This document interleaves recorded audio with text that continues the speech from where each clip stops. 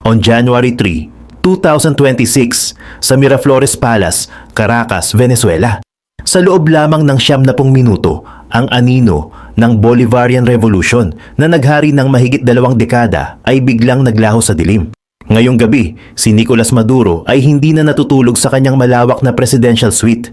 Sa halip, siya ay nakaposas at nakakulong sa isang malamig na selda sa Manhattan, naghihintay ng paghuhukom.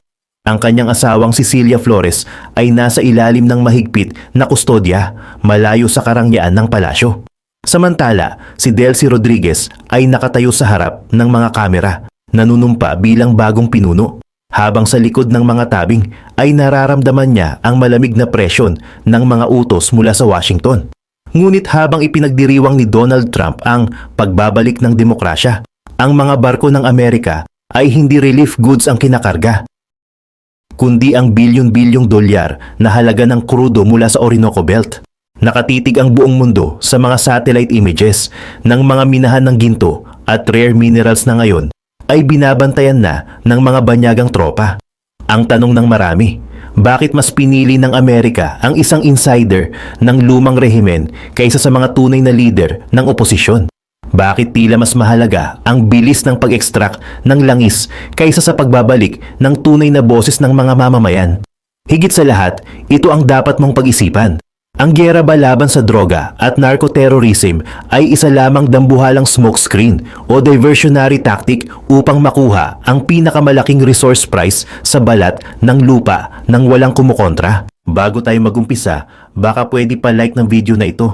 Malaking bagay na to sa aming mga content creators. Maraming salamat po.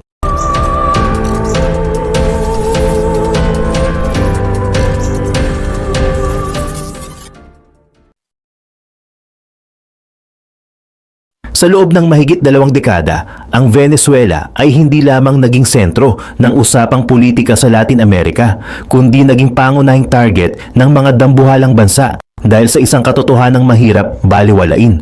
Ang lupain nito ay isa sa pinakamayaman sa buong planeta. Sa ilalim ng mga kagubatan at baybayin nito ay nakabaon ang mahigit 300 bilyong barrels ng langis, ang pinakamalaking proven oil reserve sa mundo, na mas malaki pa kaysa sa Saudi Arabia. Ngunit ang yamang ito ang siya ring naging mitya ng kanyang pagbagsak. Ang pag-akyat ni Hugo Chavez noong 1999 ang naghudyat ng isang radikal na pagbabago.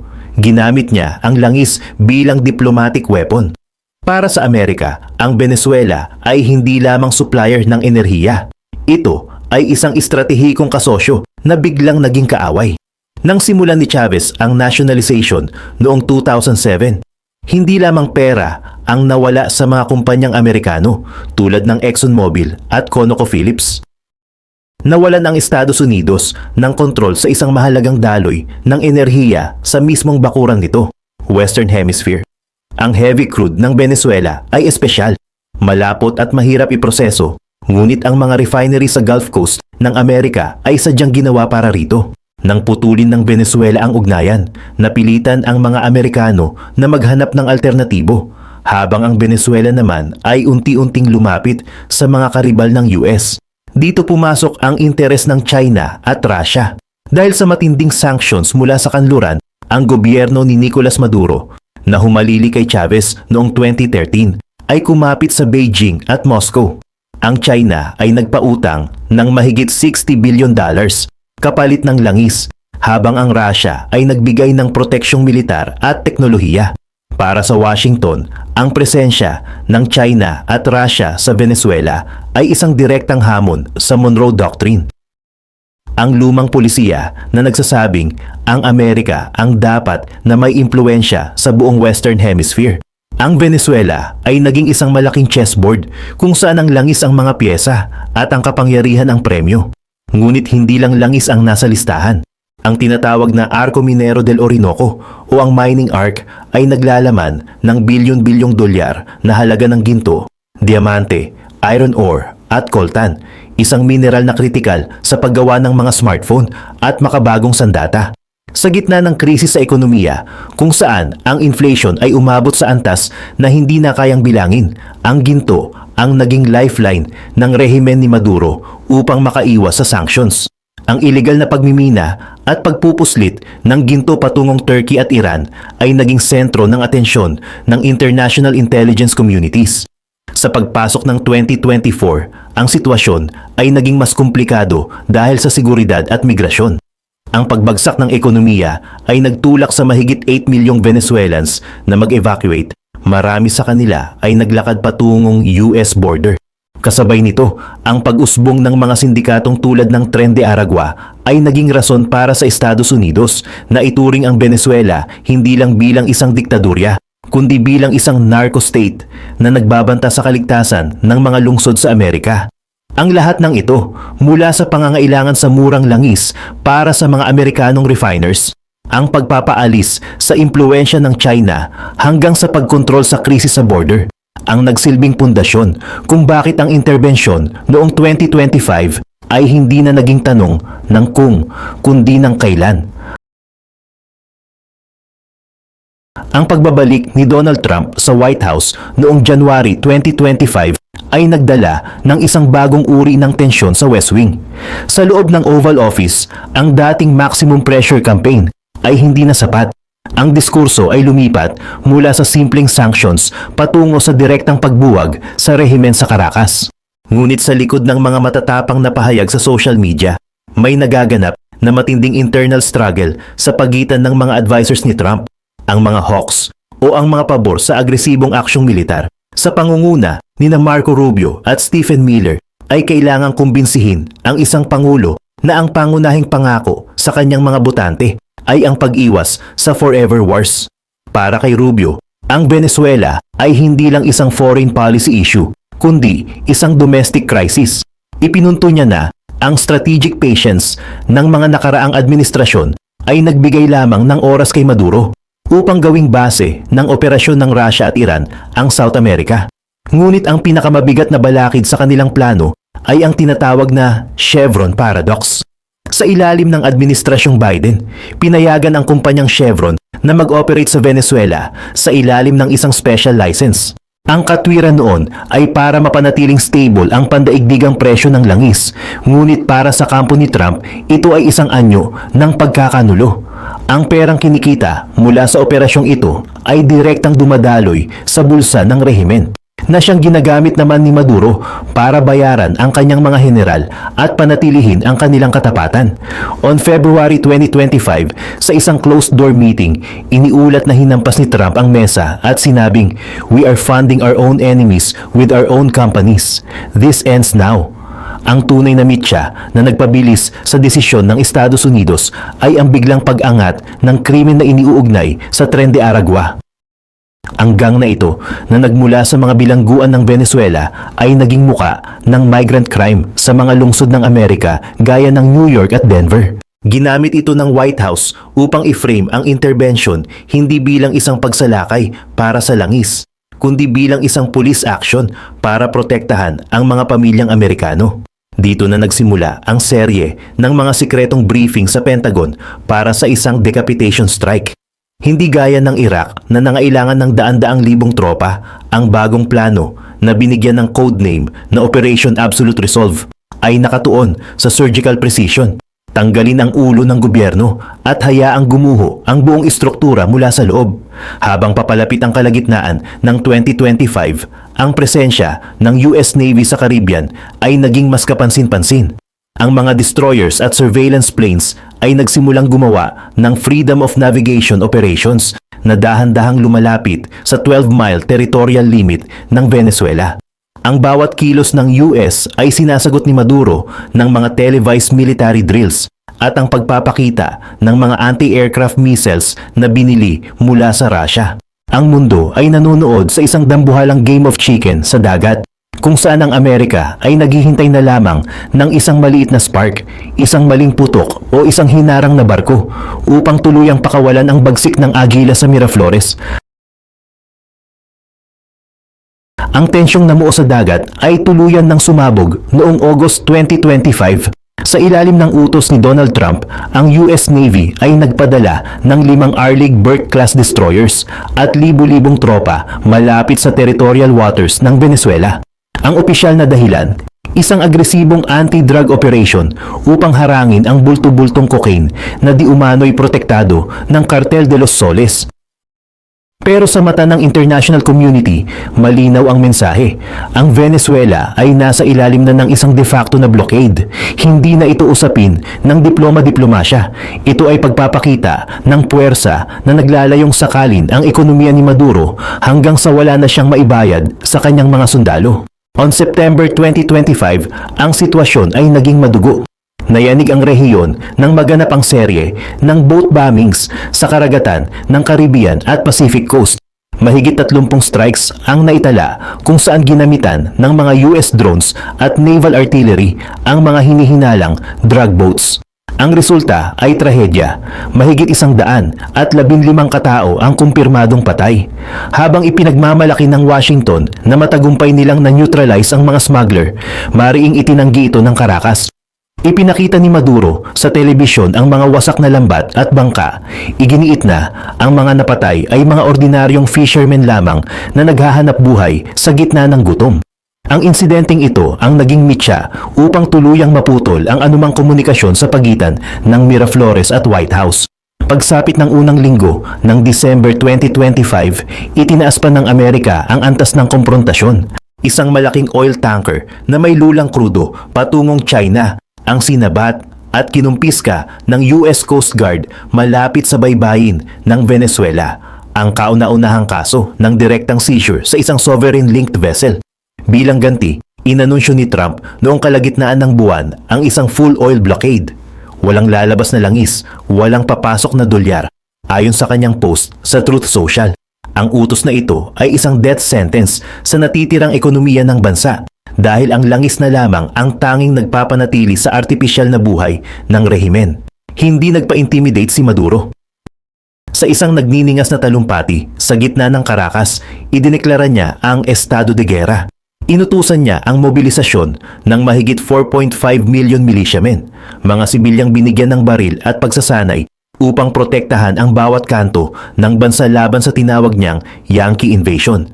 Ang mga kalsada ng Caracas ay napuno ng mga barikada at mga sundalong handang mamatay para sa revolusyon. Habang ang mundo ay naghahanda para sa Pasko, ang mga pamilya sa Venezuela ay naghahanda para sa isang giyera na sa loob ng maraming dekada ay akala nila ay nasa mga pelikula lamang. Ang countdown para sa Operation Absolute Resolve ay nagsimula na at ang target date ay nakatitig na sa kalendaryo ng Pentagon. Habang ang 4.5 milyong militiamen ni Maduro ay nag-aabang sa mga kalsada ng Caracas na may bitbit na lumang AK-103, ang tunay na bagyo ay hindi nanggaling sa dagat kundi sa kaitaasan. Ang pagpaplano para sa sandaling ito ay nagsimula pa noong August 2025 sa isang masukal na bahagi ng isang military base sa Kentucky. Doon, bumuo ang Pentagon ng isang life-size replika ng Miraflores Palace at ng bunker ni Maduro sa Fuerte Tiuna. Ang mga elite special forces mula sa Delta Force hanggang sa Navy SEALs ay paulit-ulit na nagsagawa ng mga dry runs sa ilalim ng matinding secrecy. Ang orihinal na petsa para sa pagsalakay ay itinakda noong December 3, 2025 bilang isang New Year surprise. Ngunit dahil sa masamang panahon at isang biglaang tropical depression sa Caribbean, ipinagpaliban ni Trump ang go signal. Madaling araw ng January 3, 2026, binalot ng kabit-kabit na ulap ang Caracas. Ganap na 2:00 ng madaling araw, local time. Isang higanting cyber attack ang nagpabagsak sa buong power grid ng syudad. Sa isang kurap, naglaho ang mga ilaw sa Miraflores at kasunod nito ay ang pagjamming sa lahat ng communications, cell towers, satellite phones at pati ang radyong militar ng Venezuela ay naging static. Mahigit 150 eroplano ng US, kabilang ang mga F-35 stealth fighters at B-21 bombers na lumipad mula sa Florida at sa mga aircraft carriers sa malapit, ang pumasok sa airspace ng bansa nang hindi man lang nadedetect ng mga radar na gawang Russia. Ang surgical strike ay hindi naglalayong pulbusin ang syudad, kundi lumpuhin ang command structure habang binobomba ng mga precision missiles ang mga anti-aircraft batteries at barracks ng Guardia Nacional. Ang mga Black Hawk helicopters na lulan ang mga special forces ay lumapag sa helipad ng presidential compound. Sa loob lamang ng mahigit isang oras, ang depensang akala ni Maduro ay impenetrable ay gumuho. Ang mga militiamen na ipinagmalaki niya ay walang nagawa laban sa night vision technology at superior firepower ng Amerika. Marami sa kanila ang nagdisperse na lamang sa gitna ng dilim at kalituhan. Eksaktong 3:29 AM ET, dumating ang mensaheng hinihintay ng White House, package secured. Si Nicolas Maduro at ang kanyang asawang Cecilia Flores ay nahuli sa loob ng kanilang private quarters nang walang pagkakataong makalaban. Bagamat walang namatay sa panig ng US, iniulat ng mga local sources sa Venezuela ang pagkamatay ng humigit kumulang 100 katao, kabilang ang mga elite Cuban security personnel na nanatiling tapat sa rehimen hanggang sa huli. Sa loob ng ilang minuto, ang mag-asawa ay isinakay sa isang extraction plane at inilipad palabas ng bansa. Habang sumisikat ang araw sa Caracas, ang bandila ng Rebolusyong Bolivarian ay dahan-dahang napalitan ng usok ng mga nasunog na barracks. At ang bansa ay nagising sa isang bagong realidad. Ang kanilang pinuno ay nasa ilalim na ng kustodya ng Estados Unidos. Habang nililinis pa ang mga debris sa Caracas noong January 4, ang vacuum ng kapangyarihan ay hindi hinayaang manatili ng Washington. Noong sumunod na araw, January 5, sa isang mabilis at kontroladong seremonya sa loob ng palasyo, si Delcy Rodriguez, ang dating vice-presidente at tapat na kaalyado ni Maduro, ay nanumpa bilang interim president. Bagamat bahagi siya ng lumang rehimen, ang kanyang pag-upo ay isang kalkuladong hakbang ng US State Department. Sa isang sorpresang pahayag, inendorso ni Trump si Rodriguez. Ngunit ang suportang ito ay may kalakip na nakapangingilabot na babala. Sa isang pribadong tawag na kalaunan ay nalik sa media, sinabihan ni Trump si Rodriguez na kung hindi siya makikipagtulungan sa pag-turnover ng oil assets, siya ay magbabayad ng mas malaking presyo kaysa kay Maduro. Sa kabilang panig ng kontinente, ang eksena ay mas formal pero hindi gaanong tensyonado. Sa isang federal court sa New York, humarap si Nicolas Maduro sa kanyang arraignment. Nakasuot ng orange na inmate jumpsuit at napapalibutan ng mga US Marshals.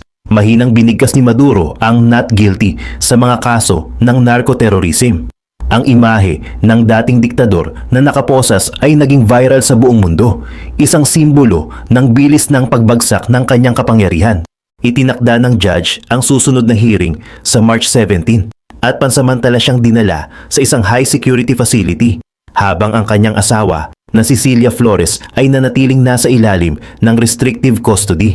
Noong January 6, habang ipinagdiriwang ng Amerika ang kanilang epiphany, binuwisit ni Trump ang global energy market sa pamamagitan ng isang post sa White House X account. Anunsyo niya, ang US ay magsisimulang magbenta ng 30 hanggang 50 milyong bariles ng Venezuelan oil indefinitely. Ang twist, ang kikitain mula rito ay hindi ididiretso sa gobyerno ni Rodriguez, kundi sa mga accounts na kontrolado ng US Treasury. Ayon sa White House, ang pondong ito ay gagamitin bilang reparations para sa mga pinsalang idinulot ng rehimen sa mga Amerikanong kumpanya at para punduhan ang stabilization efforts sa bansa. Sa loob ng US Congress, inilatag ni Marco Rubio ang isang three-phase plan na tinitiyak ang indefinite control ng Amerika sa benta ng langis ng Venezuela. Hindi ito simpleng pagtulong. Ito ay isang formal na restructuring ng buong ekonomiya ng bansa upang paboran ang interes ng Amerika at burahin ang anumang impluensya ng China. Habang si Rodriguez ay pilit na pinapakalma ang mga natitirang loyalista sa Caracas, malinaw ang mensaheng nanggagaling sa Washington. Ang Venezuela ay bukas na muli para sa negosyo, ngunit ang susi ng bodega ay nasa bulsa na ni Donald Trump. Noong January 7, ang Department of Energy ay naglabas ng isang fact sheet na nagkumpirma sa mga hinala ng marami. Ang US ay nagsimula ng mag-rollback ng sanctions, pero sa isang napaka-selective na paraan. Pinayagan ang pagpasok ng mga diluents, heavy equipment at mga American engineering firms upang i-upgrade ang bumagsak na oil production at ang sira-sirang electricity grid ng Venezuela.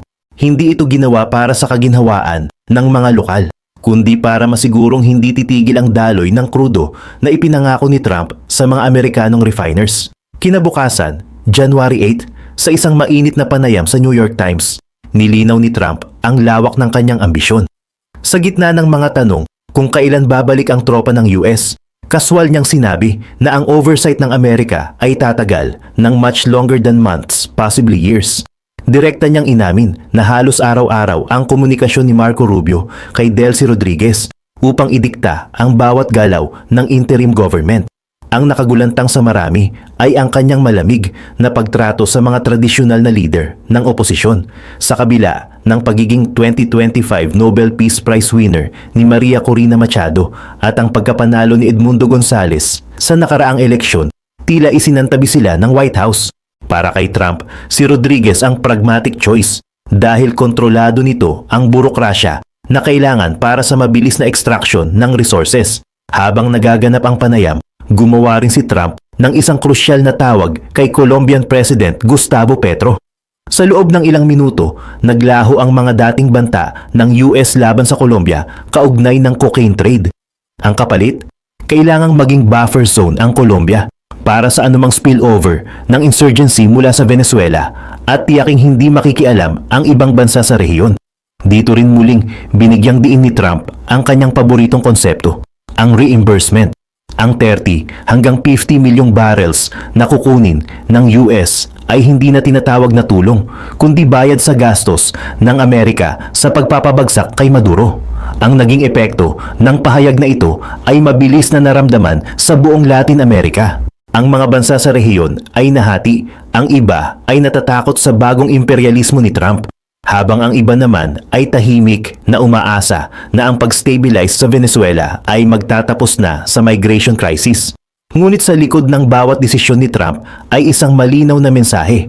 Ang mga mapagkukunan ng Venezuela ay hindi na pag-aari ng isang revolusyon, kundi bahagi na ng isang mas malaking estratehiya upang palakasin ang dolyar at tuluyang palayasin ang impluwensya ng China sa Amerika. Habang itinatatag ng White House ang kanilang diplomatikong bakod sa paligid ng Venezuela, ang pokus ng administrasyon ay mabilis na lumipat mula sa politika patungo sa hilaw na yaman. Noong umaga ng January 9, 2026, nagpatawag ng press briefing si Commerce Secretary Howard Lutnick. Hindi na lang langis ang pinag-uusapan. Inilatag niya ang plano para sa full resource audit ng bansa. Ayon kay Lutnick, layunin ng US na i-revive hindi lang ang 300 at 3 bilyong barrels ng langis, kundi pati na rin ang mahigit 100 at 61 tonelada ng ginto, dambuhalang deposit ng iron ore, nickel, bauxite at ang tinatawag na conflict minerals tulad ng coltan at diamante. Ang mensahe ay malinaw.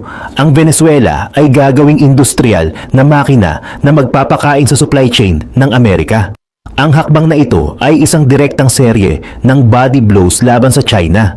Bago ang blockade, ang China ang tumatanggap ng halos 81.7% ng exports ng Venezuela bilang bayad sa mga lumang utang.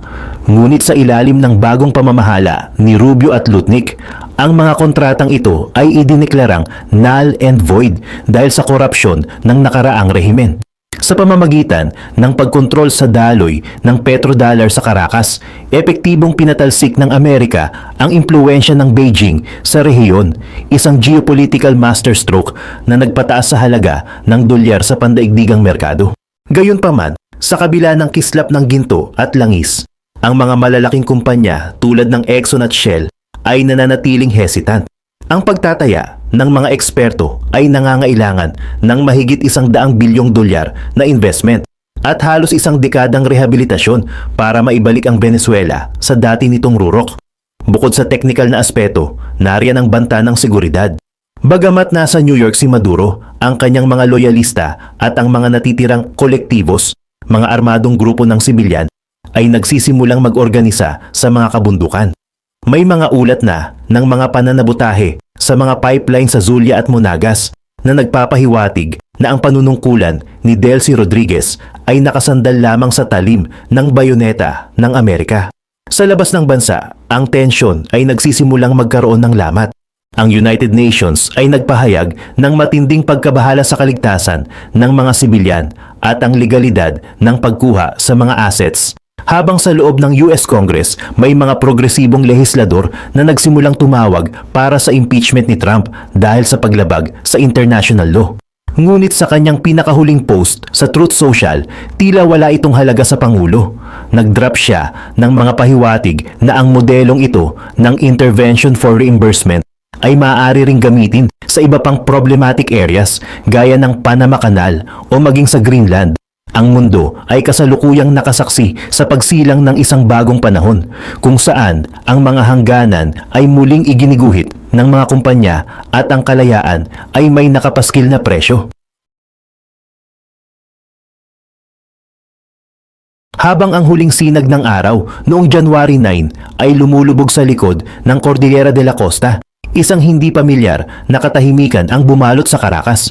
Hindi na ito ang tensyonadong katahimikan ng pag-aabang sa giyera, kundi ang mabigat na pananahimik ng isang bansang dahan-dahang natutunaw sa ilalim ng bagong pamamahala. Sa Puerto La Cruz, ang higanting oil tanker na The Spirit of Galveston ay formal nang nag-angat ng angkla. Dala ang unang kargamento ng reimbursement oil patungong Texas. Ito ang pisikal na patunay na ang yaman ng Venezuela ay hindi nadaloy ng revolusyon, kundi bayad sa isang utang na hindi kailanman ninais ng mga mamamayan nito. Sa loob ng Miraflores Palace, si Delcy Rodriguez ay nakaupo sa isang opisina na puno ng mga technical advisors mula sa Washington at mga kinatawan mula sa mga higanting mining firms. Ang kanyang bawat pirma ay binabantayan. Ang bawat dekreto ay kailangang dumaan sa pagsusuri ng opisina ni Rubio. Sa labas, ang mga kalsada ay dahan-dahang napupuno ng mga produktong Amerikano, mga pagkaing matagal nang hindi nakikita sa mga istante. Ngunit ang kapalit nito ay ang pagkawala ng soberanya. Ang Pax Americana sa South America ay hindi dumating sa pamamagitan ng diplomatikong pakikipag-ayos, kundi sa pamamagitan ng isang mabilis at brutal na transaksyon sa isang high-security cell sa New York. Si Nicolas Maduro ay nanonood sa isang maliit na telebisyon habang ipinapakita ang pag-unlad ng resource audit ni Howard Lutnick. Ang lalaking minsang kumumpas sa tadhana ng milyon-milyong tao ay isa na lamang numero sa sistemang pangkatarungan ng Amerika. Ang kanyang mga kaalyado sa Moscow at Beijing ay nananatiling tahimik, abala sa pag-ayos ng kanilang sariling mga ekonomiya matapos ang pagkawala ng kanilang pinakamalaking base sa Western Hemisphere. Ang Bolivarian Dream ay naging isang madilim na aral sa kasaysayan na ang pinakamalaking yaman ng isang bansa ang siya ring maaaring maging pinakamalaking sumpa nito kung hindi ito mapoprotektahan. Ang huling pahayag ni Donald Trump para sa araw na ito ay maikli ngunit matunog. We made a great deal. Venezuela is safe. America is rich and the world is stable. We are just getting started. Ang mga salitang ito ay nagsilbing selyo sa isang operasyong babago sa takbo ng geopolitics sa susunod na dekada. Habang ang mga pamilya sa Caracas ay kumakain ng kanilang unang maayos na hapunan sa loob ng maraming taon, alam nilang may bago silang amo. Ang bandila ng Venezuela ay nananatiling nakakawit sa poste, ngunit ang hangin na nagpapadagat dito ay nanggagaling na ngayon sa Hilaga. Natapos ang kabanata ng revolusyon, hindi sa isang mapayapang eleksyon, kundi sa isang tahimik na pagsuko sa kapangyarihan ng dolyar at ng bakal. Ang Venezuela ay hindi na lamang isang bansa. Ito ay naging isang investment project, isang babala sa mga katabing bansa, at ang pinakabagong hiyas sa korona ng bagong American century.